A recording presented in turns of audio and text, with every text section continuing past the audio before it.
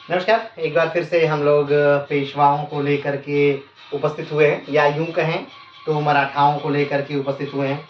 और आज हम लोग मराठाओं में लगभग कुल 30 वीडियो अब तक हम लोग देख चुके हैं मराठाओं की, और लगभग पूरा मराठा साम्राज्य, पूरा पेशवा साम्राज्य लाइन से हम लोग करते आए हैं। और आज जिस व्यक्ति को हम यहाँ पढ़ने जाएंगे, आज हम जिस व्यक्ति को यहाँ पढ़ेंगे, वो पूरे मराठा साम्राज्य के आखिरी पेशवा हैं, जिनका नाम है बाजीराव द्वितीय। जी हाँ, आज हम लोग बाजीराव द्वितीय को पढ़ने वाले हैं, और ये मराठा साम्राज्य के आखिरी पेशवा हैं। हाँ, ये अलग विषय है कि ये जो हैं कहीं न कहीं अपनी अयोग्यता के ही कारण मराठा साम्राज्य के आखिरी पेशवा हुए, क्योंकि इनमें योग्यता ही नहीं थी कि ये पेशवा रह सके। हाँ, ये कुटिल थे, ये चाटुकार थे, ये धोखेबाज थे, लेकिन हाँ, ये बहादुर नहीं थे, रणबांकुरे नहीं थे। तो आइए आज इन्हीं को हम पढ़ने जा रहे हैं।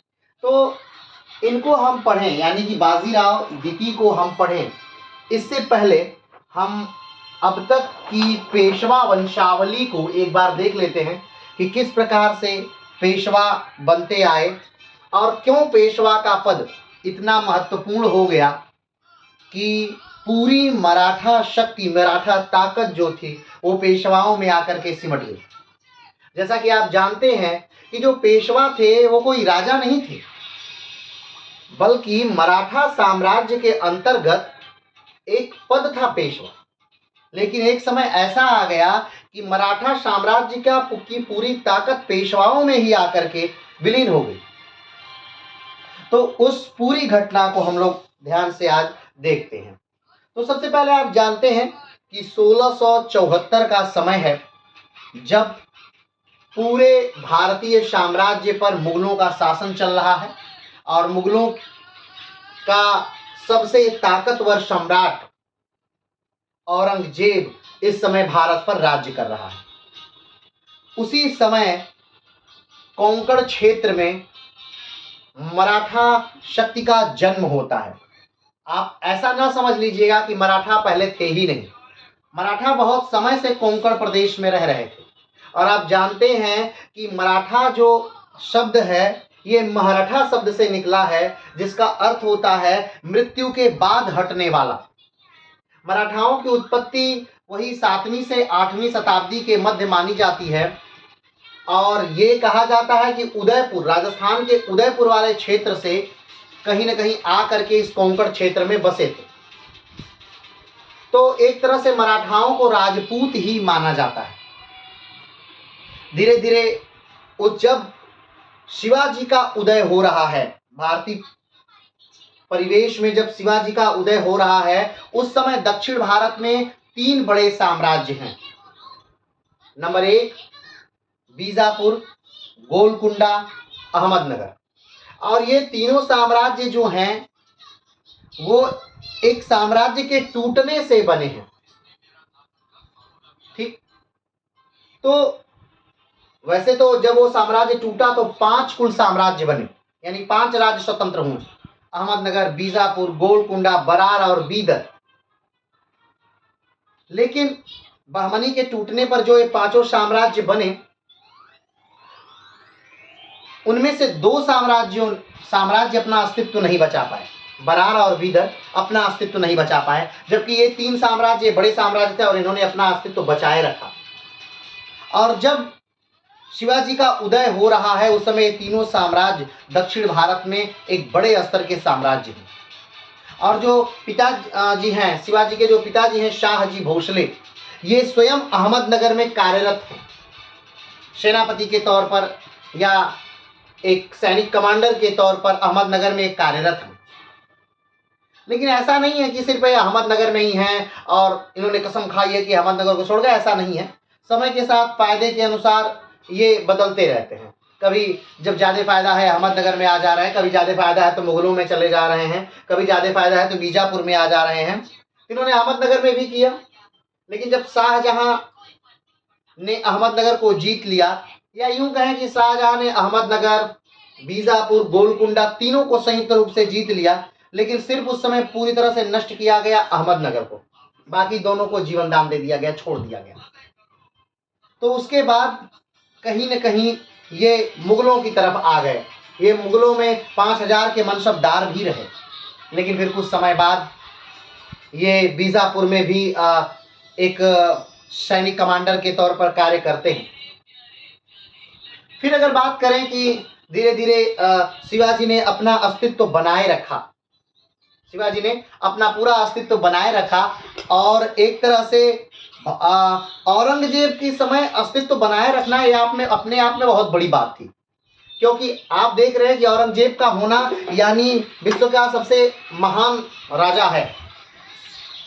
उस समय विश्व की सबसे बड़ी अर्थव्यवस्था है भारत, विश्व की सबसे ज्यादा लड़ने वाली सेना है औरंगजेब के पास, और लगभग भारत, बांग्लादेश, वर्तमान पाकिस्तान, वर्तमान अफगानिस्तान का पूरा एरिया उसके कब्जे में है। तो उस समय अपने अस्तित्व को बनाए रखना कहीं न कहीं बहुत बड़ी एक चुनौती थी, और शिवाजी ने उस चुनौती को से कहीं न कहीं लोहा लिए। औरंगजेब काफी परेशान भी रहा शिवाजी से। तो चलिए आज हम उन संदर्भों में बात नहीं करेंगे। शिवाजी ने अपना राज्याभिषेक कराया 1674 में, और 1680 में शिवाजी की मृत्यु हो जाती है। शिवाजी के मृत्यु से अब ऐसा नहीं समझ लीजिएगा कि मराठा साम्राज्य खत्म हो गया। मराठा साम्राज्य के संस्थापक शिवाजी थे, लेकिन आखिरी शासक शिवाजी नहीं थे। ठीक है, तो मराठा साम्राज्य एक तरह से अभी अपने शैशवावस्था में है। शिवाजी के समय अपने शैशवावस्था में मराठा साम्राज्य चल रहा है, और 80 में जब शिवाजी की मृत्यु होती है तो कहीं न कहीं मराठा साम्राज्य पे एक बड़ी ठेस है, एक बड़ी चोट है। लेकिन फिर भी होनी को कौन टाल सकता है। तो 80 में शिवाजी की मृत्यु हो जाती है। 80 में जब शिवाजी की मृत्यु हो रही है तो उस समय शिवाजी के 2 उत्तराधिकारी हैं। हमने बताया था कि शिवाजी ने कुल 8 शादियां की थी। उनमें से जो एक पत्नी है शिवाजी की, जिनका नाम पुतली बाई है। अब पुतली बाई से कंफ्यूज मत होइएगा, एक पुतली बाई जो है वो महात्मा गांधी की माँ भी है, माँ का नाम भी पुतली बाई है। तो ये वो उस पुतली की बाई की बात नहीं हो रही है। तो जो पुतली बाई है वो शिवाजी के साथ सती भी हो जाती है। ठीक है, तो 8 पत्नियां हैं। 8 पत्नियों में 2 बच्चे उनके होते हैं, 2 उत्तराधिकारी होते हैं। एक तो राजा राम, और दूसरा जो है वो संभाजी महाराज। लेकिन चूंकि जब 1680 में शिवाजी की मृत्यु होती है तो उस समय राजा राम क्या है, बहुत छोटे बालक हैं, अभी छोटे, मात्र 10 वर्ष के हैं। हाँ, ये अलग बात है कि उनका विवाह हो चुका है, लेकिन वो अभी छोटे हैं। तो जो राज्य मिलता है वो संभाजी को मिल जाता है। कुछ इतिहासकार ये भी मिलते हैं कि और लिखते हैं कि जब शिवाजी की मृत्यु होती है तो उस समय संभाजी कैद में थे, और शिवाजी का जो अंतिम संस्कार था वो कहीं न कहीं राजा राम ने कराया, या राजा राम ने किया। तो संभाजी को एक छोटा सा उत्तराधिकार का युद्ध भी लड़ना होता है। उत्तराधिकार का युद्ध लड़ते हैं और कहीं न कहीं संभाजी जीत जाते हैं उत्तराधिकार का युद्ध। इसलिए उनको जो गद्दी मिलती है वो 1681 में मिलती है। तो 1681 में अब संभाजी राजा हो गए, लेकिन संभाजी को भी शिवाजी की ही तरह अपना राज्य बचाने के लिए काफी संघर्ष करना है। तो लेकिन संभाजी जो औरंगजेब है, औरंगजेब का जो पुत्र है जिसका नाम मुअज्जम है, जो कि औरंगजेब की जब मृत्यु होगी 1707 में, उस समय राजगद्दी पर बैठेगा बहादुर शाह प्रथम के नाम से। तो उसका साथ देते हैं संभाजी, उसका साथ देते हैं, और औरंगजेब को ऐसा लगता है कि ये मेरे पुत्र का साथ दे रहे हैं संभाजी, यानी मेरे प्रति कुछ षड्यंत्र कर रहे हैं। इसलिए संभाजी को कहीं न कहीं मुगल बहुत जोरों शोरों से खोजते हैं, और बेंकोजी नामक एक व्यक्ति जब संभाजी को धोखा दे देते हैं तब संभाजी मुगलों द्वारा पकड़ लिए जाते हैं, और 1689 का समय है जब संभाजी को बहुत बुरी मौत मार दिया जाता है। ठीक, अब संभाजी को मार दिया गया। अब बात आती है कि अब मराठा साम्राज्य का उत्तराधिकारी कौन बनेगा। तो मराठा साम्राज्य का उत्तराधिकारी संभाजी के लड़के बनेंगे, लेकिन ऐसा नहीं हो पाता है।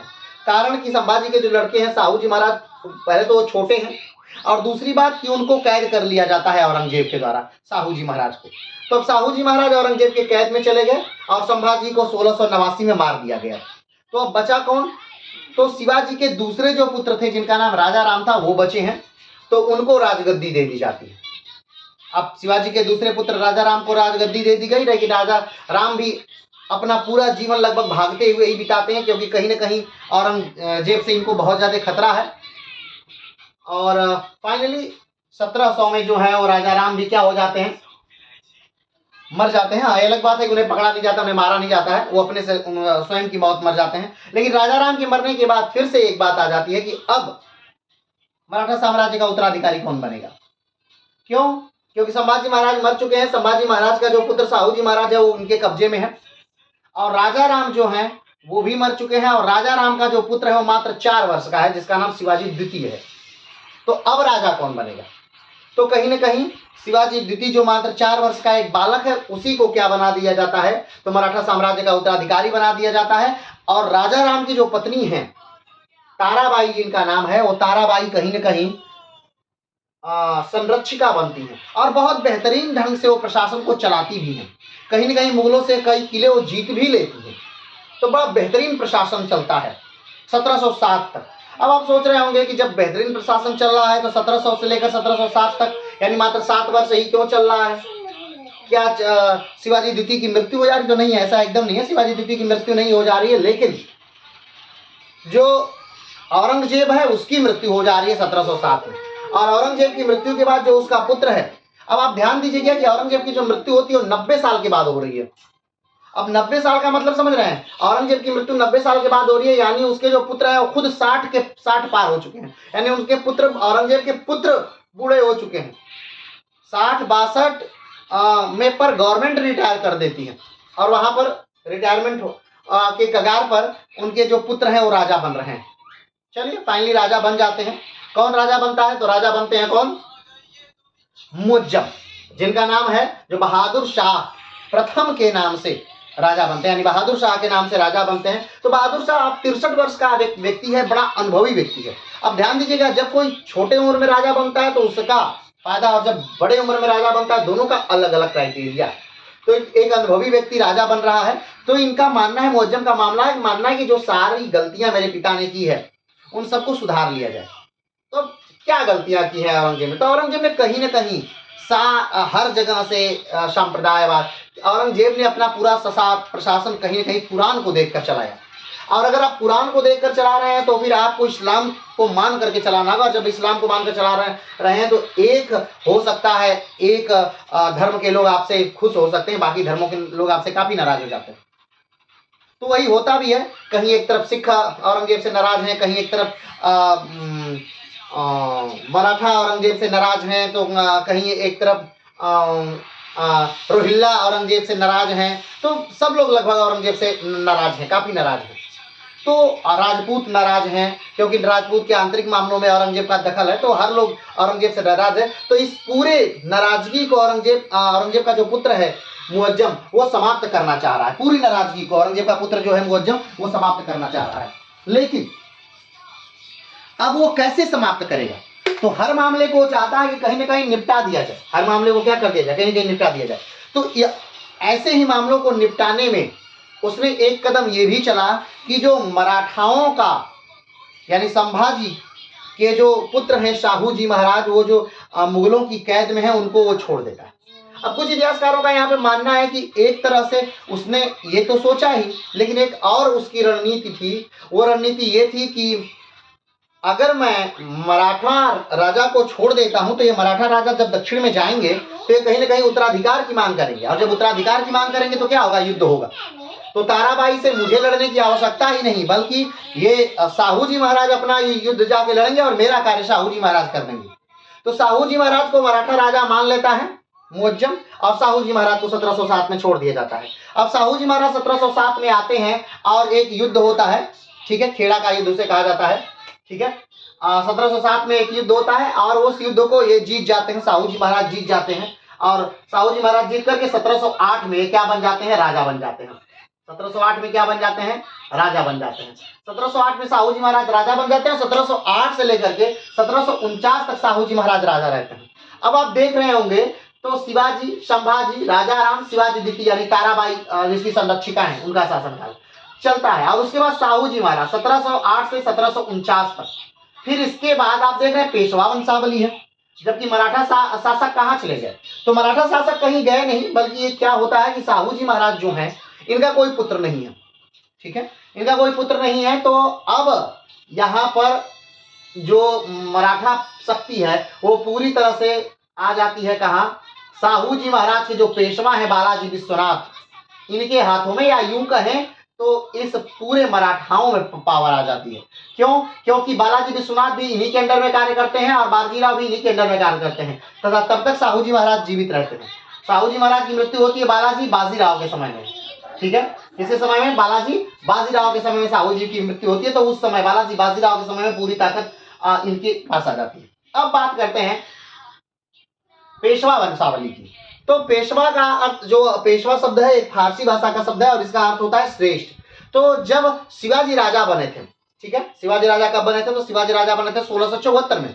तो जब शिवाजी राजा बने थे तो वो अपने राज्यकाज को सही ढंग से चलाने के लिए उन्होंने अष्टप्रधान की नियुक्ति की, यानी 8 मंत्री बनाए और 8 मंत्रियों को अलग अलग विभाग दे दिया, ठीक, इसीलिए उसे अष्टप्रधान कहा गया। और अष्टप्रधान में जो सबसे उच्च पद था वो पेशवा का था। वो किसका पद था? पेशवा का था। तो यही वो पेशवा है। लेकिन जब पहली बार नियुक्ति हुई थी यानी शिवाजी के समय में, उस समय अष्टप्रधान का काफी ज्यादा कार्य था, उनका काफी ज्यादा महत्व था। लेकिन शिवाजी की मृत्यु के बाद अष्टप्रधान का महत्व भी लगभग क्षीण हो गया। लेकिन फिर जब साहू जी महाराज क्या बनते हैं, राजा बनते हैं, उसके बाद फिर से अष्टप्रधान का महत्व जो है वो काफी ज्यादा बढ़ जाता है, क्योंकि साहू जी महाराज को राजा बनाने में बालाजी विश्वनाथ का बड़ा योगदान है, ठीक है। अब बालाजी विश्वनाथ का बड़ा योगदान है तो साहू जी महाराज उनके प्रति कहीं ना कहीं आभार व्यक्त करने के लिए 1713 में, कब 1713 में उनको पेशवा बना देते हैं। अब ध्यान दीजिएगा, बालाजी विश्वनाथ जो हैं वो 6वें नंबर के पेशवा हैं। ये चौथे नंबर के पेशवा हैं, 6वें नंबर के पेशवा है, लेकिन अपने खानदान के जो हैं वो पहले पेशवा हैं। और ये भट्ट पेशवा है, यानी ये ब्राह्मण है। ये लोग जो कहें क्या है, ब्राह्मण है। इन्होंने अपना पैतृक जो बिजनेस है यानी कि शिक्षा लेना, शिक्षा देना, उसे क्या कर दिया, छोड़ दिया है, और छोड़ करके एक तलवार उठाते हैं, ठीक है। अब काफी लंबी कहानी है, हम फिर से उसमें नहीं जाएंगे। अब बस हम शॉर्ट में ही इस पूरी स्टोरी को पूरा करेंगे, ठीक है। अगर इसे बहुत विस्तार से आप देखना है तो पिछले वीडियो में एक एक पेशवा के बारे में विस्तार से है, उसे आप देख सकते हैं, समझ सकते हैं। चलिए आगे बढ़ते हैं। तो बालाजी विश्वनाथ जो है वो 1713 से लेकर 1720 तक क्या रहते हैं, पेशवा रहते हैं। और 1720 में बालाजी विश्वनाथ की क्या हो जाती है, मृत्यु हो जाती है। बालाजी विश्वनाथ की 1720 से मृत्यु के बाद उनके जो पुत्र हैं वो पेशवा बन जाते हैं, जिनका नाम क्या है, जिनका नाम बाजीराव है। क्या नाम है, बाजीराव है। तब आप सोच रहे होंगे कि क्या पेशवा का जो पद था वो वंशानुगत था, तो नहीं, पेशवा का पद वंशानुगत नहीं था, लेकिन बालाजी विश्वनाथ के समय से ये पद वंशानुगत हो गया। ये क्या हो गया, ये पद वंशानुगत हो गया, ठीक है। तो बालाजी विश्वनाथ जी की मृत्यु होती है 1720 में, और 1720 में ही पेशवा बन जाते हैं कौन, बाजीराव। बाजीराव एक बेहतरीन पेशवा है, यूं कहें तो भारतीय इतिहास के सबसे बेहतरीन पेशवा है, या यूं कह सकता है कि सबसे बेहतरीन भारतीय इतिहास के सेनापति हैं। तो भारतीय इतिहास के लगभग सबसे बड़े सेनापति और एक भी अपने जीवन में युद्ध नहीं हारने वाले भी व्यक्ति हैं। तो 1720 में सेनापति बनते हैं और कहा जाता है कि मात्र 500 के सैनिकों के साथ ये दिल्ली पर चढ़ाई कर देते हैं और दिल्ली को जीत लेते हैं, ठीक। ये दक्षिण में अपने राज्य का विस्तार करते हैं, निजाम को कई बार हराते हैं, मालवा निजाम से छीन लिया जाता है, उधर ये इलाहाबाद को फतह कर लेते हैं, बनारस को जीत लेते हैं, तो बहुत सारे भागों को ये क्या कर लेते हैं, अपने शासनकाल में जीत लेते हैं। कौन, तो बाजीराव। बाजीराव की एक बड़ी अच्छी प्रेम कहानी भी है, जिसे बाजीराव का मस्तानी के प्रेम कहानी के तौर पे जाना जाता है, तो उसे भी आप पिछले वीडियो में देख सकते हैं। आगे बढ़ते हैं। 1740 में बाजीराव की भी मृत्यु हो जाती है, बहुत कम समय पर ही। अब ध्यान दीजिएगा, एक बात इसमें आप मेजर करेंगे कि बालाजी विश्वनाथ जल्दी मर रहे हैं, बाजीराव भी जल्दी मर रहे हैं, बाजीराव भी जल्दी मरेंगे, माधवराव भी मरेंगे, नारायण राव भी जल्दी मरेंगे, रघुनाथ राव भी जल्दी मरेंगे। माधवराव द्वितीय भी जल्दी मरेंगे, और यही सोचा था अंग्रेजों ने कि बाजीराव द्वितीय भी जल्दी मरेंगे, और इसकी वजह से उन्हें घाटा हुआ। क्या घाटा हुआ, हम बाजीराव द्वितीय में इसको विस्तार से पढ़ेंगे। इनकी उम्र अगर देखा जाए कि सबसे लंबे समय तक कौन पेशवा जीवित रहते हैं, तो बाजीराव द्वितीय ही है जो सबसे लंबे समय तक क्या रहे हैं, जीवित रहे हैं। चलिए आगे बढ़ते हैं। तो बाजीराव की मृत्यु के बाद उनके पुत्र बालाजी बाजीराव क्या करते हैं, राजा बन जाते हैं। और बालाजी बाजीराव के समय में ही कहा जाता है कि जो मराठा साम्राज्य है वो अपने चरम पर पहुंचा था। बालाजी बाजीराव के समय में ही हम अफगानिस्तान का अटक किला भी जीत लेते हैं और उड़ीसा का कटक किला भी जीत लेते हैं। यानी अटक से लेकर कटक तक की हमारी भूमि रहती है, हमारा क्षेत्र पूरा भारत, यानी हमारा क्षेत्र क्या है, मराठा साम्राज्य का क्षेत्र पूरा भारत लगभग रहता है। निजाम वाला क्षेत्र छोड़ दिया जाए और बंगाल वाला क्षेत्र छोड़ दिया जाए। 40 के बाद से, यानी कि 1740 के बाद से मराठाओं ने लगातार बंगाल पर आक्रमण करना शुरू किया। और बंगाल सोचिए इतना परेशान हो गया था, इतना परेशान हो गया कि बंगाल ने जो उड़ीसा की दीवानी थी वो दे दी मराठा। भाई साहब उड़ीसा की दीवानी आप ले लीजिए, 12,000 रुपए वार्षिक आप ले लीजिए, लेकिन बंगाल पर आक्रमण करना छोड़ दिया। अब इतना ज्यादा परेशानी ये भी हो गई थी, सोचिए कलकत्ता जो शहर था उसके चारों तरफ एक खाई खोदी जा रही, ठीक, ताकि वो मराठाओं से बच सके। तो इस हिसाब से मराठा पूरे अपने उफान पर थे, ठीक। निजाम वाला जो क्षेत्र था, उदयगिरी के युद्ध में सदाशिवराव भाऊ ने अपने नेतृत्व में निजाम वाले क्षेत्र को जीत लिया था। निजाम ने इनकी अधीनता स्वीकार कर ली थी। और उधर दिल्ली को जाकर रघुनाथ राव ने जीत लिया था। दिल्ली को, पंजाब को, मुल्तान को, अटक को जाकर के रघुनाथ राव ने जीत लिया था। तो रघुनाथ राव कौन है, रघुनाथ राव बालाजी बाजीराव, बालाजी बाजीराव के क्या है, भाई हैं, ठीक है, या बाजीराव के कह सकते हैं तो लड़के हैं। बाजीराव के दो बेटे हैं, बालाजी बाजीराव और दूसरा रघुनाथ राव। तो रघुनाथ राव एक बेहतरीन रणकुशल व्यक्ति हैं और बेहतरीन सेनानायक भी हैं। तो अब ये जीत लिया। हाँ, अब बालाजी बाजीराव के समय में ये एक बेहतरीन युद्ध होता है। बेहतरीन युद्ध क्या कहे, इतिहास का एक बहुत निर्णायक युद्ध होता है जिसके बाद से लगभग इतिहास बदल गया। 1761 का, 1761 में पानीपत का तृतीय युद्ध, जिसने पूरी तरह से इतिहास को बदल दिया। जिस युद्ध ने ये नहीं बताया कि दिल्ली पर कौन शासन करेगा, बल्कि जिस युद्ध ने ये बताया कि दिल्ली पर शासन कौन नहीं करेगा। क्योंकि जो व्यक्ति जीता, यानी अहमद शाह अब्दाली दिल्ली को जीता, और दिल्ली को जीत करके वो क्या किया, वो अफगानिस्तान चला गया, ठीक। अहमद शाह अब्दाली कहां चला गया, अफगानिस्तान चला गया। और दिल्ली को हारने वाला व्यक्ति वो कहीं ना कहीं आकर के सिमट गया, ठीक। तो दो बातें आकर कहीं ना कहीं यहाँ पे जुड़ गई। तो पानीपत का युद्ध जो था वो एक निर्णायक युद्ध था, भारतीय परिवेश में तो एक बहुत ही निर्णायक युद्ध था पानीपत का युद्ध। तो अब और ये युद्ध जो है, पानीपत का तृतीय युद्ध जो है, ये किसके समय में होता है, तो ये बालाजी बाजीराव के समय में पानीपत का तृतीय युद्ध होता है। किससे होता है, अहमद शाह अब्दाली से और मराठों से होता है, ठीक। अब क्यों होता है, अब आप ये सोच रहे होंगे कि अहमद शाह अब्दाली का वो पहला आक्रमण था, ऐसा नहीं था। अहमद शाह अब्दाली भारत में लगभग 8 बार आक्रमण कर चुका है, और जो पानीपत का युद्ध है, ये अहमद शाह अब्दाली का 5वां आक्रमण था भारत पर, ठीक है। तो 5वां आक्रमण अहमद शाह अब्दाली ने किया भारत पर पानीपत के युद्ध में, ठीक। और उस समय अब मराठों की तरफ से जो लड़ रहा था, जो नेतृत्व कर रहा था, वो सदाशिवराव भाऊ थे। और सदाशिवराव भाऊ कौन थे, तो सदाशिवराव भाऊ जो है चीमाजी अप्पा के लड़के हैं। अब चीमाजी अप्पा कौन है, तो चीमाजी अप्पा जो है बाजीराव के भाई हैं। अब बाजीराव यानी कि बाजीराव जो है, बालाजी विश्वनाथ को 2 पुत्र थे, एक बाजीराव और दूसरा चीमाजी अप्पा। तो चीमाजी अप्पा के लड़के हैं सदाशिवराव भाऊ, और सदाशिवराव भाऊ के ही नेतृत्व में देवगिरी का युद्ध मराठे जीते थे, जिसके बाद से सदाशिवराव भाऊ एक योद्धा बन के उभरे थे, या यूं कहे तो एक लीडर बन के उभरे थे। और उसके बाद से बालाजी बाजीराव का उन पे काफी ज्यादा भरोसा, काफी ज्यादा ट्रस्ट आ गया। तो फिर जब अब्दाली के नियुक्त जागीरदार को वहां से हटा दिया गया, कहां से, पंजाब और मुल्तान से हटा दिया गया रघुनाथ राव द्वारा, तो बहुत नाराज हुआ कौन, अब्दाली। और अब्दाली फिर से दिल्ली पर क्या कर देता है, आक्रमण कर देता है। अब दिल्ली से और मराठों से समझौता था। समझौता यह था कि भाई साहब दिल्ली पर अगर कोई आक्रमण करता है तो मराठों पर आक्रमण माना जाएगा। और तो इसके संदर्भ में क्या किया जाए, इसके संदर्भ में यह करना है कि अगर दिल्ली पर कोई आक्रमण करता है तो मराठे बचाएंगे, और इसके एवज में मराठों को क्या मिलेगा, तो मराठे कहीं से भी अपना जो कर है वो कर वसूल सकते हैं, ये मराठे कर सकते, ठीक है। तो ये डील हुई थी मराठों और मुगलों के बीच। इसी के चलते जब फिर से अहमद शाह अब्दाली आक्रमण कर रहा है 60 में, ठीक है, 60 में आक्रमण करता है, 61 में युद्ध होता है। धीरे धीरे ऐसा नहीं हो कि एक ही दिन में ट्रेन में बैठा करके सेना को लेकर के आ गया, पानीपत में उतार दिया, ऐसा नहीं है। तो 60 में अपनी सेना लेकर जब वो चलता है, तो इसी डील के तहत दक्षिण से, अब सोचिए दक्षिण से मराठे जा रहे हैं उत्तर की तरफ लड़ने के लिए। दूरी लगभग कितनी है, 1600 किलोमीटर की दूरी है, ठीक है। यानी पुणे से पानीपत में वो लड़ने के लिए जा रहे हैं पेशवा। तो दूरी, इतनी लंबी दूरी की यात्रा करके वो लड़ने के लिए जा रहे हैं, तो क्यों, उसी संधि के तहत, ठीक है। तो अब किसको भेजा जाता है, सदाशिवराव भाऊ को भेजा जाता है, और आप जानते हैं कि सदाशिवराव भाऊ इसमें मर जाते हैं। और इसमें बालाजी बाजीराव का जो सबसे ज्येष्ठ पुत्र है, जिसका नाम विश्वास राव है, वो भी मार दिया जाता है। ठीक है, क्योंकि वो भी युद्ध में गया था, 20 साल का मात्र युवक है, वो भी युद्ध में गया था। पूरी सेना की कमान उसी हाथों में दी गई थी, लेकिन एक्चुअल हाथों में जो थी वो सदाशिवराव भाऊ के हाथों में थी। चलिए आगे बढ़ते हैं।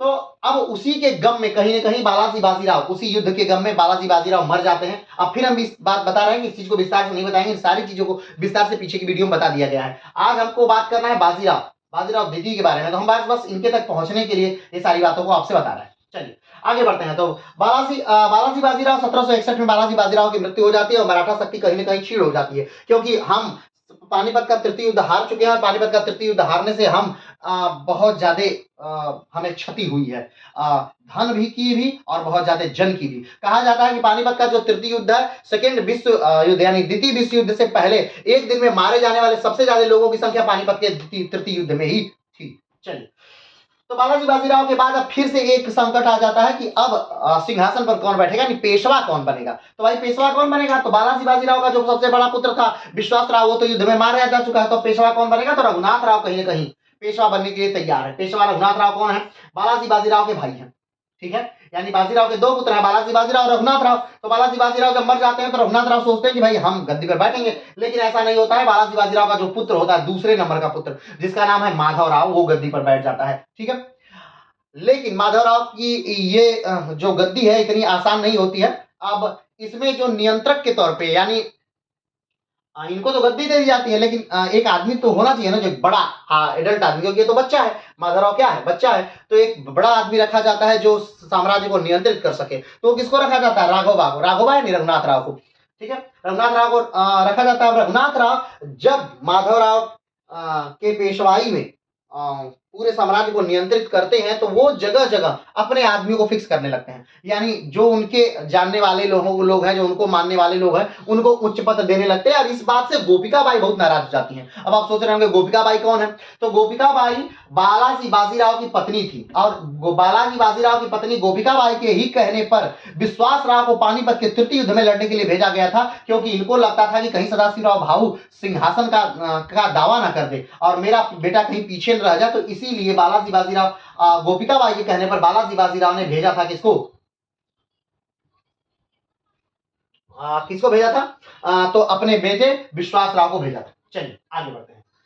तो बालाजी बाजीराव की मृत्यु के बाद माधवराव गद्दी पर तो बैठ जाते हैं, लेकिन इनका संरक्षण कौन करते हैं, रघुनाथ राव करते हैं। अब रघुनाथ राव भाई साहब हर जगह अपने व्यक्ति को नियुक्त करने लगते हैं, तो इससे गोपिका बाई बहुत नाराज होती है। अब पुणे में दो गुट बन जाता है, एक गोपिका बाई का गुट और दूसरा जो है वो माधवराव का गुट।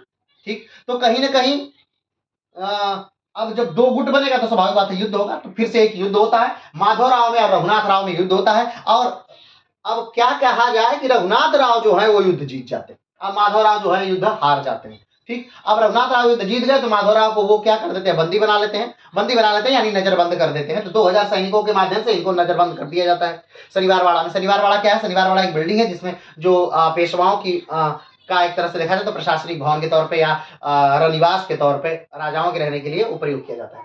आगे बढ़ते हैं। तो लेकिन फिर से उसी समय की बात है कि निजाम दक्षिण से आक्रमण कर देते हैं और माधवराव के नेतृत्व में सब लोग लड़ना स्वीकार कर लेते हैं। स्वयं रघुनाथ राव भी माधवराव के नेतृत्व में लड़ना स्वीकार कर लेते हैं और बहुत बुरी तरह से उस समय निजाम को हरा दिया जाता है, जबकि जो कि निजाम बहुत शक्तिशाली व्यक्ति है। अब निजाम को के हारने के बाद माधवराव एक कहीं ना कहीं हीरो बन करके लोगों के सामने आ जाते हैं और माधवराव पेशवा बने रह जाते हैं। लेकिन फिर से जो है वो रघुनाथ राव विद्रोह करते हैं, तो माधवराव उन्हें कैदी बना करके और उन पे नजरबंदी कर दी जाती है, उनको नजरबंद कर दिया जाता है।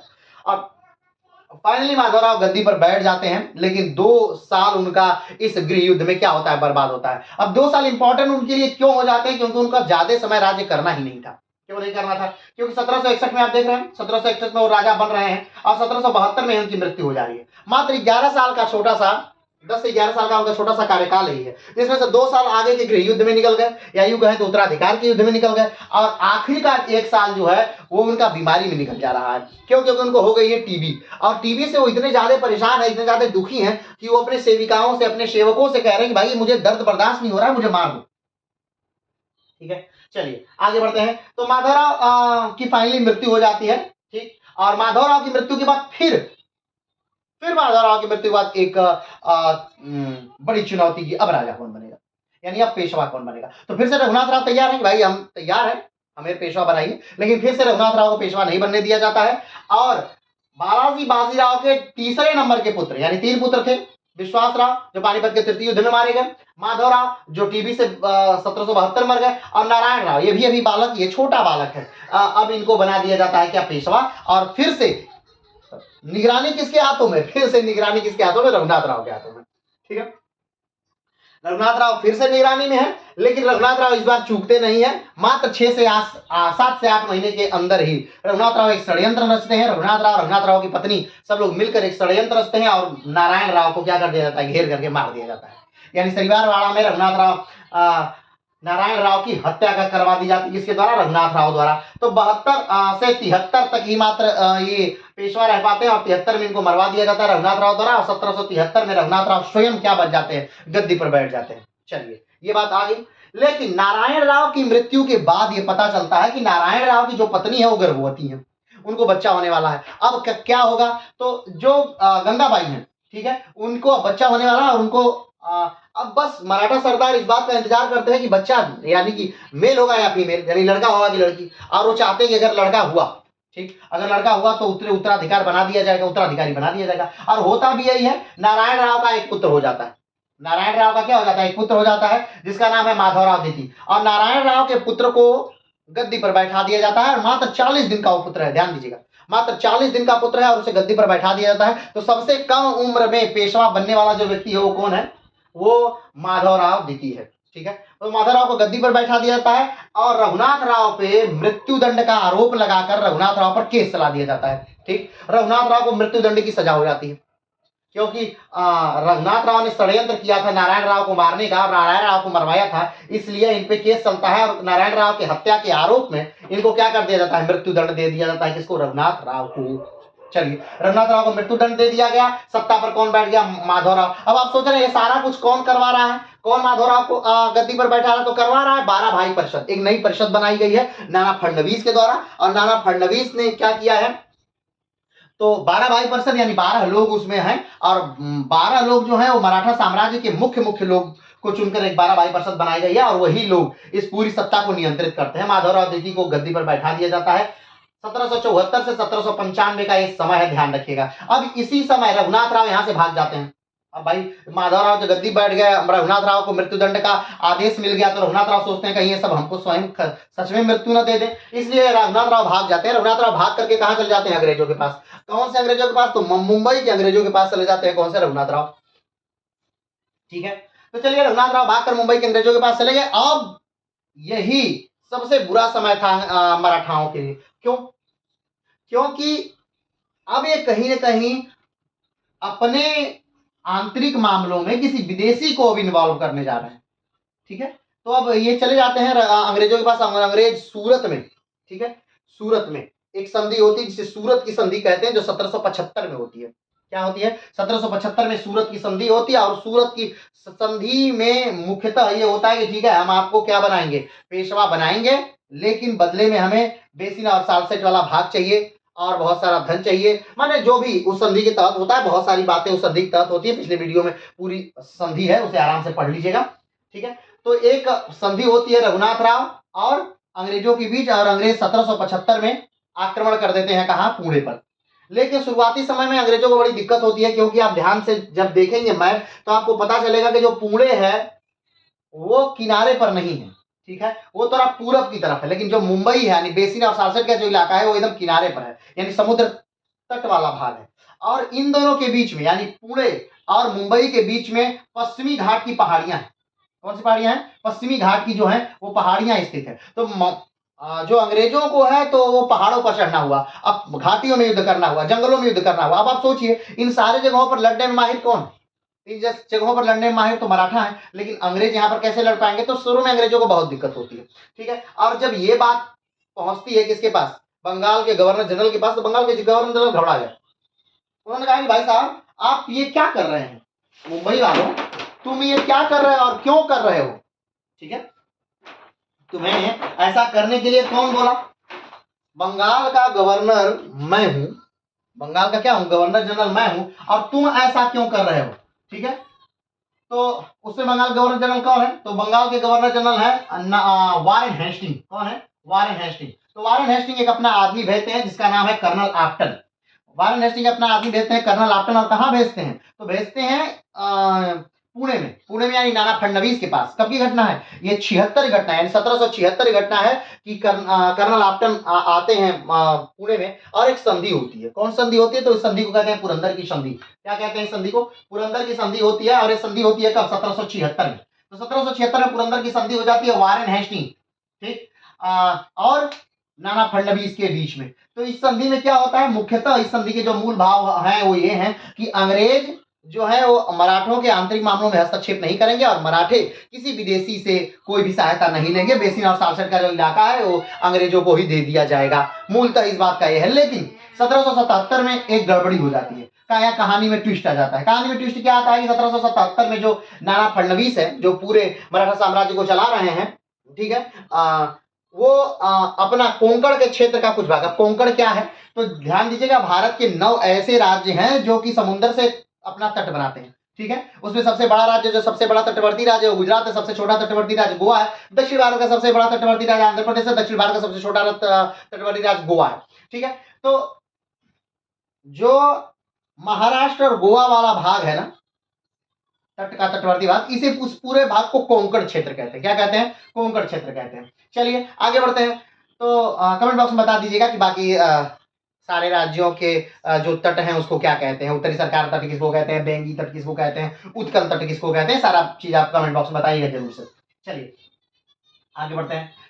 तो अब क्या होता है कि 1776 में ये तो ये संधि हो गई, लेकिन 1777 में नाना फडणवीस से एक बड़ा भाग फ्रांसीसियों को दे दिया। कोंकण क्षेत्र का एक बड़ा भाग फ्रांसीसियों को दे दिया, उनकी सेना वगैरह रखने के लिए। अब इस बात से बहुत नाराज हो जाता है कौन? वारेन हेस्टिंग बहुत नाराज हो जाता है कि आपने संधि का क्या कर दिया, उल्लंघन कर दिया। अब इस बात से बहुत नाराज होकर के वारेन हेस्टिंग क्या करता है? वारेन हेस्टिंग इस बात से नाराज होकर के मुंबई को खुली छूट देता है कि ठीक है आप आक्रमण करिए। किस पर आक्रमण करिए? इसके बीच इन पर आक्रमण कर दीजिए। किस पर? ये जो मराठा है इन पर आक्रमण करिए, आपको खुली छूट है। और मुंबई वालों ने क्या कर दिया? आक्रमण कर दिया। अब युद्ध, एक्चुअल जो युद्ध होता है, प्रथम आंग्ल मराठा युद्ध का एक्चुअल जो युद्ध है वो कब शुरू हो जाता है? 1777 में प्रथम आंग्ल मराठा युद्ध का एक्चुअल युद्ध शुरू हो जाता है। चलिए अब फाइनली एक्चुअल युद्ध शुरू हो गया। अब इसके बाद लेकिन फिर कहानी में ट्विस्ट आ जाता है। क्या है कि 1789 में 1777 में ही फिर से एक युद्ध होता है, और लाल गांव का युद्ध इसे कहा जाता है। क्या कहा जाता है? लाल गांव का युद्ध कहा जाता है। लाल गांव के युद्ध में अंग्रेज बहुत बुरी तरह हार जाते हैं। हमने बताया था कि वो क्षेत्र अंग्रेजों के लड़ने के लिए ठीक नहीं था। तो लाल गांव के युद्ध में अंग्रेज बहुत बुरी तरह हार जाते हैं, और जो एक संधि होती है जिसे वाडगांव की संधि कहते हैं। क्या संधि का नाम है? वाडगांव की संधि कहते हैं।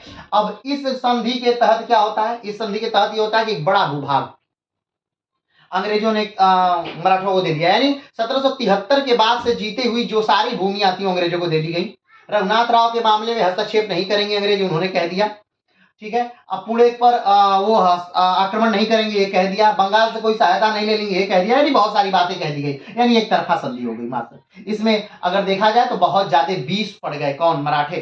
तो अब ये वाडगांव की संधि जो थी वो वारेन हेस्टिंग को एकदम मंजूर नहीं। तो वारेन हेस्टिंग ने कहा कि फिर से, वारेन हेस्टिंग फिर से बहुत नाराज हुआ। वारेन हेस्टिंग ने कहा कि बंबई वालों तुमको दिमाग है कि नहीं है? यानी भारत का बंगाल का गवर्नर जनरल मैं हूं, और बार बार तुम संधि कर ले रहे हो, एक बार हमसे पूछ रहे हो। तो वारेन हेस्टिंग इस संधि को मानने से एकदम इनकार कर देता है। वाडगांव की संधि को मानने से क्या करता है? एकदम इनकार कर देता है। और फिर से वो 3 जनरल, यानी 3 सैनिक टुकड़ियां भेजता है। किसकी सहायता के लिए? बंबई की सहायता के लिए 3 सैनिक टुकड़ियां भेजता है। और वो तीनों सैनिक टुकड़ियां जो आ रही हैं, आती हैं, और फिर कहीं ना कहीं जो मराठे हैं वो हारने लगते हैं। मराठे क्या होने लगते हैं? हारने लगते हैं। तो अब देखिए किसकी किसके नेतृत्व में टुकड़ियां भेजी गई। जो प्रथम टुकड़ी भेजी गई वो गेडार्ड के नेतृत्व में एक टुकड़ी भेजी गई, जिसने 1780 में अहमदाबाद को जीत लिया, ठीक है। वारेन हेस्टिंग ने टुकड़ी भेजी है, कहां से? कलकत्ता से। दूसरी टुकड़ी भेजी गई वोफल के नेतृत्व में एक टुकड़ी भेजी गई जो 1781 में ग्वालियर को जीत लिया, तीसरी जो टुकड़ी भेजी गई वो कैमे के नेतृत्व में भेजी गई एक टुकड़ी जो 1781 में सिंधिया को जीत लिया। अब जब इतनी जीत होने लगी अंग्रेजों की लगातार, तब मराठे घबरा गए। मराठा घबरा करके सोचा कि आखिर में कैसे ऐसा क्या किया जा सकता है जिससे अंग्रेजों को नियंत्रित किया जा सके। तो मराठों ने सोचा कि क्यों नहीं दक्षिण के निजाम और दक्षिण के ही मैसूर को मिला लिया जाए, और तीनों संयुक्त सेनाएं जब अंग्रेजों से लड़ेंगी तो हो सकता है अंग्रेज हार जाए। तो जब अंग्रेजों को पता चलता है कि मराठे कहीं ना कहीं इन तीनों सेनाओं को एक साथ मिलाना चाहते हैं, दोनों सेनाओं को एक साथ मिलाना चाहते हैं, तो अंग्रेज डर जाते हैं और वो सोचते हैं कि ठीक है चलिए अंग्रेजों से अगर ऐसा हुआ तो बहुत दिक्कत हो जाएगी, तो इससे पहले ही और हम जो जीते हुए भाग है वो भी हार जाएंगे, तो फिर हमें दूसरे हिसाब से संधि करनी पड़ेगी। लेकिन अभी हम विजयी हैं तो हम दूसरे हिसाब से संधि करेंगे। तो फिर से अंग्रेज एक संधि करते हैं और एक फाइनल संधि होती है। यानी अभी आप देख रहे हैं कि प्रथम आंग्ल मराठा युद्ध चल रहा है और सूरत की संधि हो गई है, पुरंदर की संधि हो गई है, वाडगांव की संधि हो गई है, और चौथी जो संधि होती है 1782 में, ये सालबाई की संधि है। और सालबाई की संधि जो है प्रथम आंग्ल मराठा युद्ध की आखिरी संधि है। ठीक है, तो प्रथम आंग्ल मराठा युद्ध की आखिरी संधि होती है, सालबाई की संधि होती है कब? 1782 में। और ये इस संधि के बाद से जो है वो रुक जाता है क्या? युद्ध रुक गया। ठीक है, फाइनली युद्ध रुक जाता है। अब प्रथम आंग्ल मराठा युद्ध समाप्त हो जाता है। ध्यान रखिएगा 20 साल तक कोई युद्ध नहीं होगा, यानी 1802 तक कोई युद्ध नहीं होगा। अब 1803 में सीधे युद्ध होगा। वो भी कब? 1803 में वो भी युद्ध होगा तब जबकि नाना फडणवीस मर चुके हैं। ठीक है, बड़े बड़े जो मराठा राजा हैं वो मर चुके हैं। अब ऐसी सिचुएशन में तृतीय आंग्ल मराठा युद्ध होता है। अब ध्यान रखिएगा, प्रथम आंग्ल मराठा युद्ध किसके कारण से हुआ? ये सारा युद्ध, प्रथम आंग्ल मराठा युद्ध किसके कारण से हुआ? तो ध्यान दीजिएगा, रघुनाथ राव की वजह से हुआ। ठीक, रघुनाथ राव की वजह से हुआ। और अंग्रेजों ने सालबाई की संधि का जो निष्कर्ष निकला वो ये कि बेसिन और सालसेट अंग्रेज ले लेंगे। याद करिए बेसिन और सालसेट, और कमेंट बॉक्स में बताइएगा बेसिन और सालसेट किसने जीता था और कब जीता था, कई बार बताया जा चुका है। ठीक है, तो बेसिन और सालसेट अंग्रेजों ने क्या किया? परमानेंटली ले लिया। और माधवराव को उन्होंने मान्यता दे दी कि ठीक है माधवराव, ये जो अब 7 से 8 साल का बालक हो गया, माधवराव बड़ा हो गया भाई साहब। जब ये राजा बना था तो उस समय 40 दिन का था। लेकिन ध्यान दीजिएगा माधवराव का जन्म भी 1774 का है, माधवराव पेशवा भी 1774 में ही बन जाता है। ठीक है, तो ये माधवराव जो है 7 से 8 साल का बालक है। अब 7 से 8 साल के बालक को अंग्रेजों ने क्या दे दिया? मान्यता दे दी कि ठीक है भाई ये जो है पेशवा है, हम मान लिए ये आपके पेशवा है। अब माधवराव की मृत्यु हो जाती है। माधवराव की मृत्यु कैसी होती है? माधवराव आत्महत्या कर लेते हैं। कैसे? 1795 में नाना फडणवीस से बहुत परेशान होकर, क्योंकि ये अभी बालक है और कोई भी कार्य इसको मन से नहीं हो रहा है। हर कार्य के लिए इसे दूसरों से पूछना पड़ रहा है, दूसरों पर निर्भर रहना पड़ रहा है, और काफी ज्यादा दबाव है लोगों का इस पर, हर व्यक्ति का इस पर दबाव है। तो इतना दबाव से पीड़ित हो जाता है कि शनिवारवाड़ा से पूना की बिल्डिंग से कूद करके माधवराव क्या कर लेता है? आत्महत्या कर लेता है। तो 1795 में माधवराव आत्महत्या कर लिया।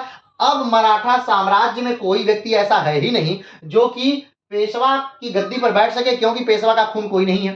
ठीक, तब अब नाना फडणवीस सोचते हैं कि अब क्या किया जाए। तो ऐसे समय में बनाया जाता है लीडर किसको? बाजीराव द्वितीय को। किसको लीडर बनाया जाता है? बाजीराव द्वितीय को क्या बना दिया जाता है? लीडर बना दिया जाता है। अब बाजीराव द्वितीय क्या बन गए? पेशवा बन गए। कब बन गए पेशवा? 1795 बन गए। और 1795 से लेकर कब तक ये पेशवा हैं? 1818 तक ये पेशवा रहेंगे। कब तक? 1818 तक ये पेशवा रहेंगे। लेकिन इनकी पेशवाई में सबसे महत्वपूर्ण जो कार्य होता है वो ये कि ये भारत के मराठा साम्राज्य के आखिरी पेशवा हैं। इसके बाद कोई पेशवा नहीं बनेंगे। 1718 में जो युद्ध होता है, 1717-18 से में जो युद्ध होता है, तृतीय आंग्ल मराठा युद्ध, उस युद्ध में पेशवा यानी मराठे हार जाते हैं बहुत बुरी तरह। और हारने के बाद जो है वो मराठा को यानी बाजीराव द्वितीय को यहाँ से उठा करके बिठूर में एक पेंशन देकर के बिठूर भेज दिया जाता है। यानी एक उत्तर प्रदेश में एक जगह है कानपुर में एक छोटा सा गांव है बिठूर, उस बिठूर में भेज दिया जाता है। इसलिए बिठूर भेजा जाता है क्योंकि बिठूर में जो अंग्रेज हैं उनकी काफी ज्यादा टुकड़ियां हैं बिठूर में, तो उनके नेतृत्व में रहे, उनकी देख रेख में रहे, इसलिए उनको बिठूर भेज दिया जाता है। और फाइनली बिठूर में ही इनकी क्या हो जाती है? बाजीराव द्वितीय की मृत्यु हो जाती है। ये बाजीराव द्वितीय को भी ध्यान रखिएगा कोई पुत्र नहीं है। ठीक है, हाँ आप नाम सुने होंगे, हमें ध्यान है, आप नाम सुने होंगे नाना साहब द्वितीय। ठीक है, तो नाना साहब द्वितीय जो है वो बाजीराव द्वितीय के पुत्र नहीं है, बल्कि इनके दत्तक पुत्र हैं। दत्तक पुत्र का मतलब कि इन्होंने किसी से गोद ले लिया है। वो तो बाजीराव जो नाना साहब हैं वो इनके दत्तक पुत्र हैं, इनके पुत्र नहीं है। और 1857 में वही नाना साहब कानपुर से नेतृत्व करते हैं, यानी विद्रोह का नेतृत्व कानपुर से जो करता है वो कौन है? नाना साहब कानपुर से उस विद्रोह का नेतृत्व करते हैं। और क्यों विद्रोह का नेतृत्व करते हैं? इसीलिए करते हैं क्योंकि बाजीराव के मरने के बाद, बाजीराव द्वितीय जब मर जाते हैं तो वो चाहते हैं, नाना साहब चाहते हैं भाई बाजीराव द्वितीय को जो पेंशन मिलती थी वो पेंशन मुझे भी मिले, लेकिन अंग्रेजों ने कहा कि भाई आप उनके असली उत्तराधिकारी नहीं है, और असली उत्तराधिकारी नहीं है तो हम आपको पेंशन नहीं देंगे, आप तो दत्तक पुत्र हैं, गोद लिए हुए पुत्र हैं, तो कोई भी किसी को गोद ले लेगा, कितना भी ले लेगा, तो हम ऐसे व्यक्ति को पेंशन तो नहीं देंगे, तो इसलिए वो मना कर देते। तो इसलिए जो नाना साहब द्वितीय हैं वो कानपुर से क्या करते हैं? तो नेतृत्व करते हैं, विद्रोह का नेतृत्व करते हैं। तो यही बाजीराव द्वितीय को आज हम क्या करने जा रहे हैं? पढ़ने जा रहे हैं। तो आइए बाजीराव द्वितीय को हम क्या करें? पढ़ते हैं। चलिए, तो अब थोड़ा सा बाजीराव द्वितीय के बारे में जान लेते हैं। पहले थोड़ा सा बाजीराव द्वितीय के बारे में जान लेते हैं। चलिए, हाँ, इनके बारे में आएंगे, बहुत विस्तार से पढ़ेंगे बाजीराव द्वितीय। तो बाजीराव द्वितीय जो है, तो पेशवा बाजीराव द्वितीय का जन्म कब होता है? 10 जनवरी 1775 को हुआ था। पेशवा बाजीराव द्वितीय का जन्म कब हुआ है? 10 जनवरी 1775 को पेशवा बाजीराव द्वितीय का क्या होता है? जन्म होता है। ठीक। पेशवा बाजीराव द्वितीय के पिता का नाम का क्या है? रघुनाथ राव। क्या है? रघुनाथ राव। याद करिएगा, जो रघुनाथ राव है उनकी वजह से प्रथम आंग्ल मराठा युद्ध हुआ, और पेशवा बाजीराव द्वितीय की वजह से द्वितीय आंग्ल मराठा युद्ध होगा, और तृतीय आंग्ल मराठा युद्ध होगा। तृतीय आंग्ल मराठा युद्ध तो कहीं ना कहीं इनका बहुत ज्यादा रोल नहीं था, लेकिन हाँ, द्वितीय युद्ध आंग्ल मराठा युद्ध में इनका बहुत बड़ा रोल था। वही कार्य इन्होंने किया जो इनके पिताजी ने किया। रघुनाथ राव भी अंग्रेजों के पास चले गए, संधि लेकर मराठों पर आक्रमण करवा दिए, और जो पेशवा बाजीराव द्वितीय ये भी अंग्रेजों के पास चले जाएंगे और संधि करके मराठों पर आक्रमण करवा देंगे। चलिए, तो बाजीराव के पुत्र थे, किसके पुत्र थे? रघुनाथ राव। ये रघुनाथ राव के पुत्र थे। कौन? पेशवा बाजीराव द्वितीय। ठीक है, आगे बढ़ते हैं। पेशवा बाजीराव द्वितीय को तब पेशवा बनाया गया जब नाना फडणवीस के कारण 1795 में माधवराव द्वितीय ने शनिवार वाड़ा से कूदकर जान दे दी। हमने बताया था कि माधवराव द्वितीय कौन थे? नारायण राव के पुत्र थे, जो मात्र 40 दिन के थे। जब रघुनाथ राव भागते हैं तो नारायण राव के जो पुत्र हैं उनको गद्दी पर बैठा दिया जाता है, जो मात्र 40 दिन के हैं। ठीक है, तो माधवराव द्वितीय उनका नाम है। तो माधवराव द्वितीय क्या कर लेते हैं भाई? आत्महत्या कर लेते हैं।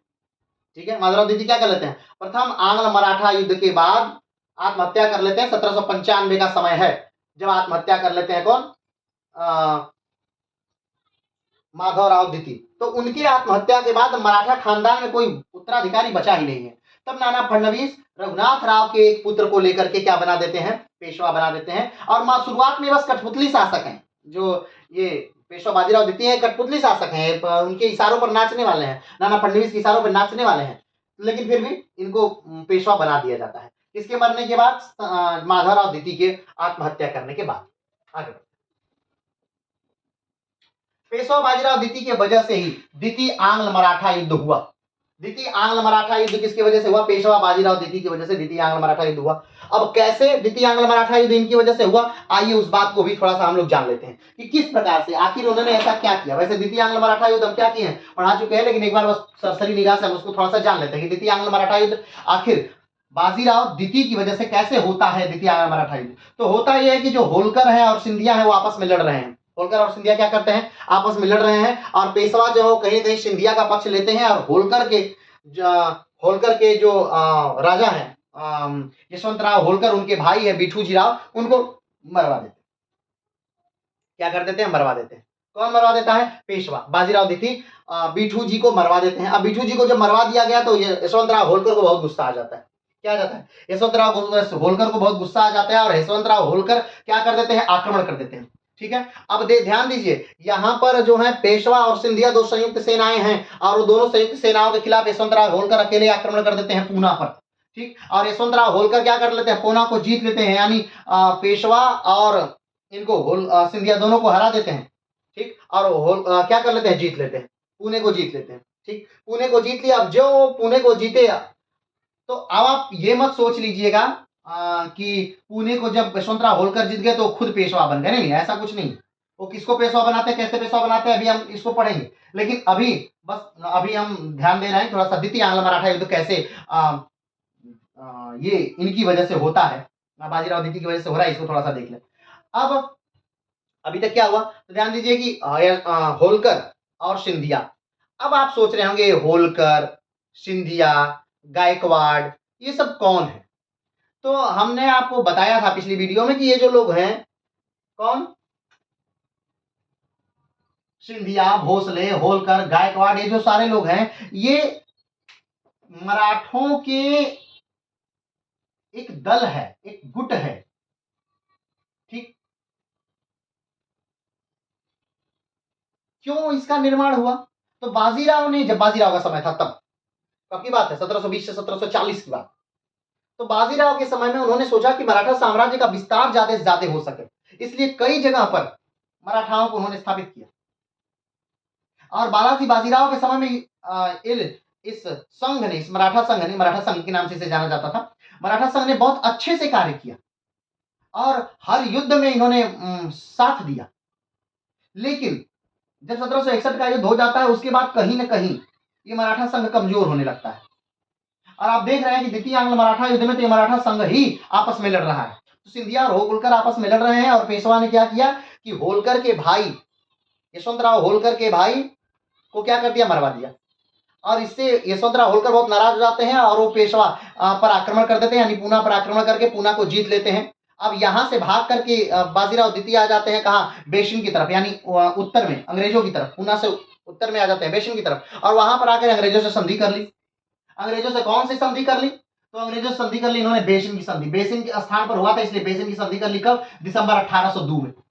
और उसके बाद अंग्रेज बारी बारी करके कैसे कैसे हराते हैं, हम विस्तार से इसके पहले वाले वीडियो बता चुके हैं, आप उसे देख लीजिएगा जानना हो तो बारी बारी करके अंग्रेज सिंधिया को हराते हैं, भोसले को हराते हैं, होलकर को हराते हैं, गायकवाड़ को हराते हैं। सॉरी, गायकवाड़ को नहीं हराते हैं क्योंकि गायकवाड़ से अंग्रेजों ने पहले ही संधि कर ली थी, क्योंकि गायकवाड़ कहीं ना कहीं अंग्रेजों से ज्यादा क्लोज हो चुके हैं।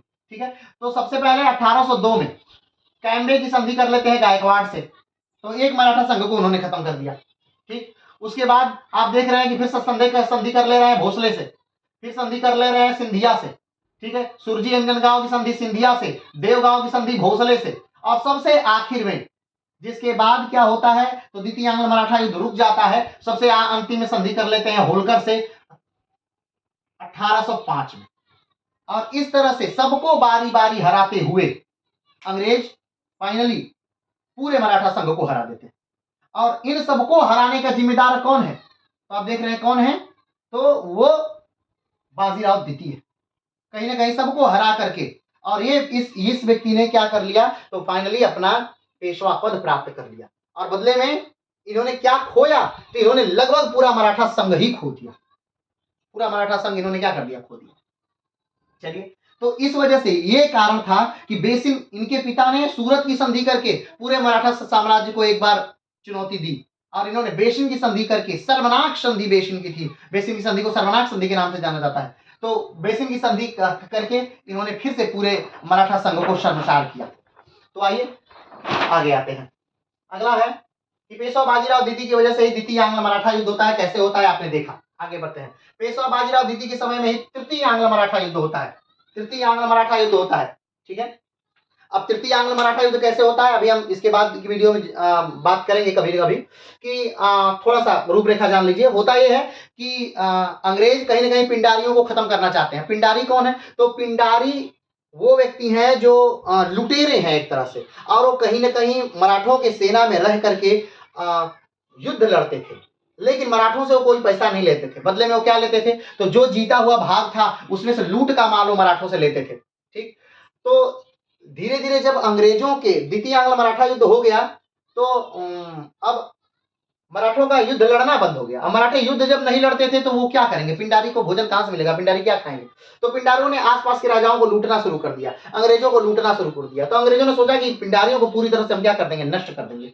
और कहीं ना कहीं वो युद्ध पिंडारियों से शुरू हुआ, और उसी युद्ध के माध्यम से बाजीराव द्वितीय को भी लगा कि कहीं अंग्रेज हमें भी न नष्ट कर दें। तो उसी समय तृतीय आंग्ल मराठा युद्ध शुरू हुआ। तो तृतीय आंग्ल मराठा युद्ध भी इन्हीं के समय में शुरू हुआ और फाइनली खत्म भी इन्हीं के समय में हो गया, और इनको उठा करके फेंक दिया गया बिठूर में, और अंतिम पेशवा बन करके रह गए मराठा साम्राज्य के। आगे बढ़ते हैं। पेशवा बाजीराव द्वितीय अंतिम पेशवा थे, इनके बाद पेशवाई खत्म कर दी गई और इन्हें उत्तर प्रदेश के कानपुर बिठूर गांव में भेज दिया गया। ठीक, जो हम बात कर चुके हैं। आगे बढ़ते हैं। पेशवा बाजीराव द्वितीय 13वें पेशवा थे। अगर देखा जाए शिवाजी के शासनकाल के समय से, तो बाजीराव द्वितीय चौथे पेशवा है, 13वें पेशवा है, शिवाजी के शासनकाल से 13वें पेशवा है। लेकिन पेशवा बालाजी विश्वनाथ के परिवार से, यानी भट्ट परिवार से, ब्राह्मण परिवार से अगर देखा जाए तो एक चौथे पेशवा है, 8वें पेशवा है। बालाजी विश्वनाथ के परिवार से 8वें पेशवा है, लेकिन शिवाजी के समय से एक चौथे पेशवा है, ये 13वें पेशवा है। ये बात ध्यान रखिएगा। आगे बढ़ते हैं। पेशवा बाजीराव द्वितीय के समय में पेशवा साम्राज्य का पतन प्रारंभ हो गया। यह प्रारंभ में मात्र एक कठपुतली शासक थे। हमने आपको बताया था कि पेशवा बाजीराव द्वितीय को किसने पेशवा बनाया, तो नाना फडणवीस ने बनाया। नाना फडणवीस ने क्यों बनाया, क्योंकि उनकी मजबूरी थी, क्योंकि कोई पेशवा खानदान में नहीं था। तो अब बस रघुनाथ राव के ही बच्चे वो बचे थे, तो उनके बच्चे जब बचे थे तो इसीलिए उनके बच्चे को ही बनाना अनिवार्यता थी, और किसी को बना नहीं सकते थे, तो इसलिए बस इनको बना दिया गया। तो ये मात्र कठपुतली थे और कोई बात नहीं थी। आगे बढ़ते हैं। 28 जनवरी 1851 में अपनी मृत्यु तक पेशवा बाजीराव को वार्षिक पेंशन के साथ उत्तर प्रदेश के कानपुर के बिठूर गांव में रहना पड़ा। ठीक, 1851 में। तो मृत्यु कब हो जाती है इनकी, 1851। ध्यान रखिएगा, 1857 के युद्ध से पहले इनकी मृत्यु हो गई है, और इनकी मृत्यु के बाद ही नाना साहब कहीं ना कहीं मांग करते हैं कि भाई हमको पेंशन दिया जाए, मेरे पिता को जो पेंशन दी जा रही थी वो पेंशन मुझे दिया जाए। ठीक है, तो इनकी मृत्यु कब हो जाती है, 28 जनवरी 1851। जन्म इनका जनवरी में हुआ था, मृत्यु भी इनकी जनवरी में हुई है। ध्यान दीजिएगा, जन्म इनका 10 जनवरी 1775 को हुआ था, और मृत्यु कब हो रही है, 28 जनवरी 1851 को हो रही है। आगे बढ़ते हैं। पेशवा बाजीराव द्वितीय ने 1795 से 1818 तक शासन किया। इनको दौलत राव सिंधिया और नाना फडणवीस ने कठपुतली पेशवा के रूप में स्थापित किया था। इनको किसने पेशवा बनाया था, तो दौलत राव सिंधिया और नाना फडणवीस ने बाजीराव द्वितीय को पेशवा बनाया था, और ये मात्र कठपुतली शासक ही रहे, इसीलिए। आगे बढ़ते हैं। पेशवा बाजीराव द्वितीय ने की माता का नाम आनंदीबाई था। इनकी माता का नाम क्या है, आनंदीबाई। ये आनंदीबाई कौन है, ये आनंदीबाई वही है जो रघुनाथ राव के साथ मिलकर के नारायण राव को मारने के लिए योजना बनाती हैं। ये आनंदीबाई वही है। इन्हीं आनंदीबाई का पुत्र है बाजीराव, पेशवा बाजीराव। और ये भी कुटिल है, ये भी क्या है, कुटिल है। ये अच्छा लड़ाका नहीं है, अच्छा नीति युक्त आदमी नहीं है, हाँ, लेकिन कुटिलता है इसमें, साजिश करना, चाल चलना इसके खून में ही है। आगे बढ़ते हैं। पंडित रमाबाई ने उन्हें 60 साल की उम्र में महज 9 साल की लड़की से शादी के लिए फटकार लगाई थी। ध्यान दीजिएगा, 60 साल की उम्र में मात्र 9 साल की लड़की के साथ ये विवाह करते हैं। वैसे तो उस समय का एक ट्रेंड था, जो सारे राजा महाराजा थे बड़े बड़े उम्र में ही, या बड़े बड़े लोग जो थे वो क्या करते थे, छोटी छोटी बच्चियों से क्या होता था, विवाह होता था। गंगाधर राव का भी मनु से विवाह हुआ, तो मनु से में काफी छोटी थी। ठीक है, तो इनको कोई पुत्र नहीं था, पेशवा बाजीराव को कोई पुत्र नहीं। आगे बढ़ते हैं। तो पंडित रमाबाई ने उन्हें क्या किया था, उन्हें डांटा था। किस बात के लिए, कि भाई 60 साल के और 9 साल की लड़की से विवाह कर रहे हो, इस बात के लिए डांटा भी था। पेशवा बाजीराव द्वितीय को वार्षिक 80,000 पाउंड पेंशन दिया जाता था। इनको पेंशन कितनी दी जाती थी, 80,000 पाउंड वार्षिक। एक साल में 80,000 पाउंड दिया जाता था। आगे बढ़ते हैं। नाना साहब द्वितीय पेशवा बाजीराव द्वितीय के दत्तक पुत्र थे। हमने क्या बताया, नाना साहब द्वितीय, याद करिए, नाना साहब द्वितीय जब 1857 हम पढ़ेंगे तो बात करेंगे कि 1857 में अलग अलग जगहों से अलग अलग लोगों ने नेतृत्व किया। किसका, क्रांति का नेतृत्व किया। जैसे अवध से बेगम हजरत महल ने नेतृत्व किया था आजादी का, जैसे कि झांसी से महारानी लक्ष्मीबाई ने नेतृत्व किया था, दिल्ली से बहादुर शाह जफर ने नेतृत्व किया था, और कानपुर से नाना साहब ने नेतृत्व किया था, ग्वालियर से तात्या तोपे ने नेतृत्व किया था। तो हर जगह से अलग अलग लोगों ने नेतृत्व किया था। तो कानपुर से नाना साहब द्वितीय ने नेतृत्व किया था। नाना साहब किसके पुत्र हैं, तो नाना साहब जो है पेशवा बाजीराव द्वितीय के दत्तक पुत्र हैं। ठीक है, दत्तक पुत्र यानी गोद लिए पुत्र हैं। ठीक है, और क्यों इन्होंने विद्रोह किया था, इन्होंने इसलिए विद्रोह किया था कि मेरे पिता को जो पेंशन दी जाती थी मुझे भी पेंशन दिया जाए। लेकिन अंग्रेजों ने क्यों मना कर दिया, अंग्रेजों ने कहा कि आप अपने पिता के असली वारिस नहीं है, आपके पिता ने आपको क्या लिया है, गोद लिया है, इसलिए आपको पेंशन नहीं दी जाएगी। आगे बढ़ते हैं।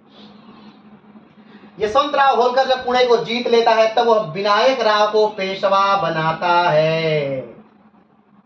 अब थोड़ा सा ध्यान से और गंभीरता से इस बात को समझिए, क्योंकि अभी तक की जो बात आप सुने वो सारी बातें आप कहीं ना कहीं बार बार के लेक्चरों में आप सुनते आए हैं। लेकिन आज जो हम लोग बस थोड़ी सी एक लाइन बात करेंगे, वो एक लाइन थोड़ी सी नई बात है। अब नई बात क्या है तो जान लीजिए कि हमने आपको बताया था कि हुआ क्या था कि यशवंतराव होलकर ने पुणे पर आक्रमण कर दिया।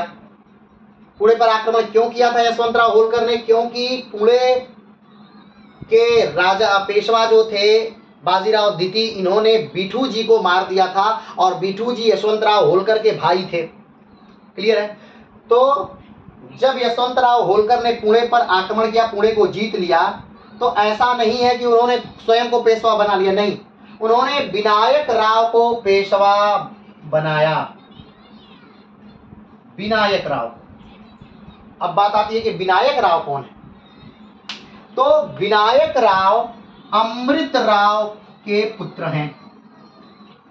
अमृत राव यहां लिख दे रहे हैं, अमृत राव। अमृत राव के पुत्र कौन है? विनायक राव। ध्यान से सुनिएगा, अमृत राव के पुत्र हैं विनायक राव। तो अमृत राव अब कौन है? तो अमृत राव राघोबा का दत्तक पुत्र है, रघुनाथ राव।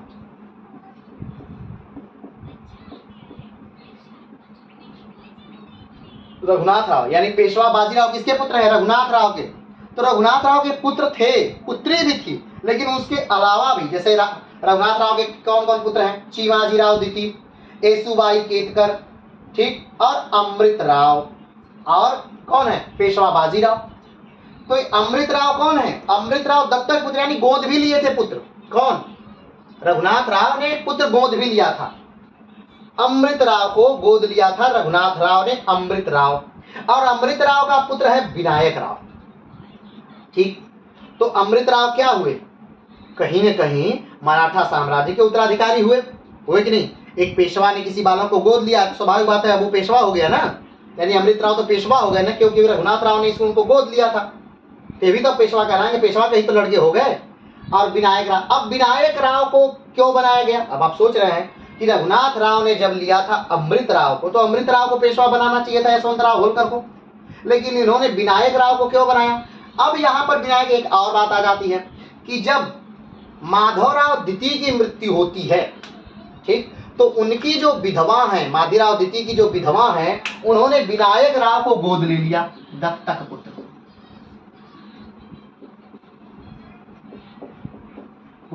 किसका? माधवराव द्वितीय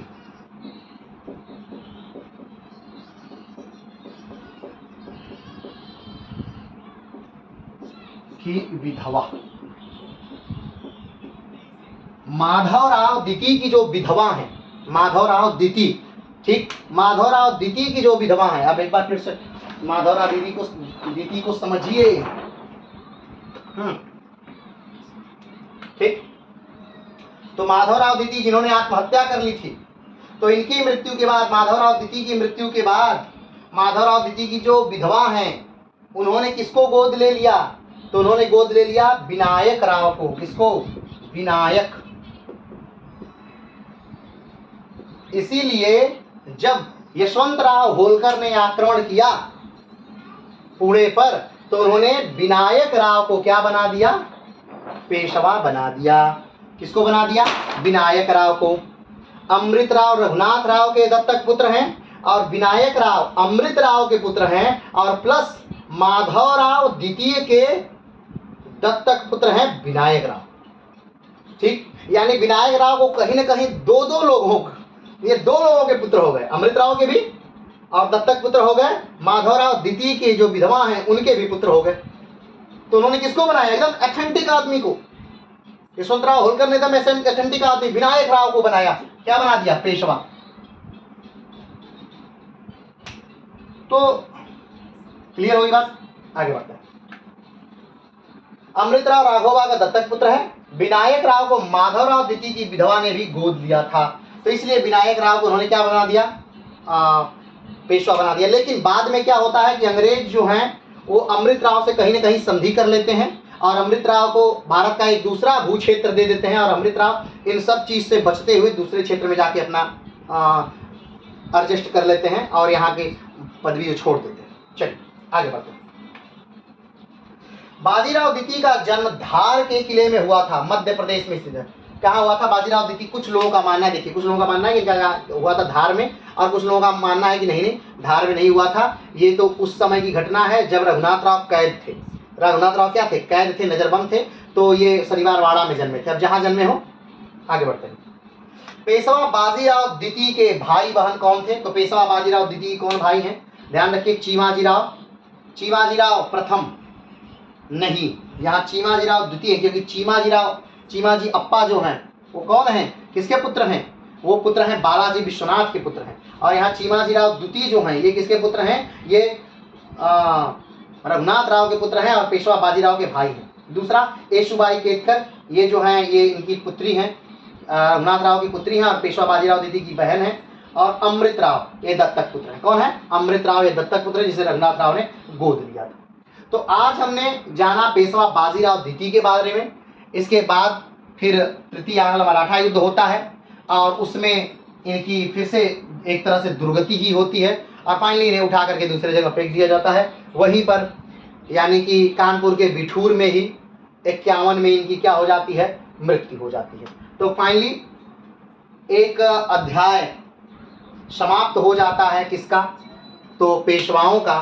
और पेशवा आपने देखा कि इसी पेशवा खानदान में कभी बालाजी विश्वनाथ ने शुरू किया, फिर कभी बाजीराव जैसा महान योद्धा आया, कभी बाजीराव के समय में मराठा साम्राज्य अपने चरम पर पहुंचा, कभी रघुनाथ राव जैसा व्यक्ति इसमें आया और कभी पेशवा बाजीराव जैसा व्यक्ति आया जिसने इस पूरे पेशवा साम्राज्य को ही नष्ट कर दिया, मराठों को एक तरह से खाक में मिला दिया। ठीक, तो ऐसा नहीं है कि इनके बाद अंग्रेजों ने पूरा राज्य हड़प लिया, नहीं, ऐसा नहीं है।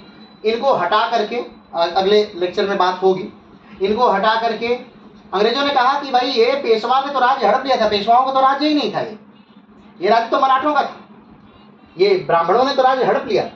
और उन्होंने शिवाजी के एक वंशज को खोज करके निकाला और उनको गद्दी दे दी और फाइनली मराठा साम्राज्य क्या हो जाता है? समाप्त हो जाता है, क्योंकि फिर उनको पढ़ने का कोई औचित्य नहीं और हमें पढ़ाने का कोई औचित्य नहीं। तो इसके बाद अभी एक वीडियो और आएगा जिसमें हम लोग तृतीय आंग्ल मराठा युद्ध को अच्छे से डिस्कस करेंगे और उसके बाद एक वीडियो आएगा जिसमें पूरे मराठा साम्राज्य के सारे सन लगातार आएंगे, सारे महत्वपूर्ण सन एक साथ एक जगह एकत्रित होकर हम उसे पढ़ेंगे। तो आज के लिए इतना ही, फिर मिलते हैं एक नए वीडियो के साथ, तब तक के लिए नमस्कार।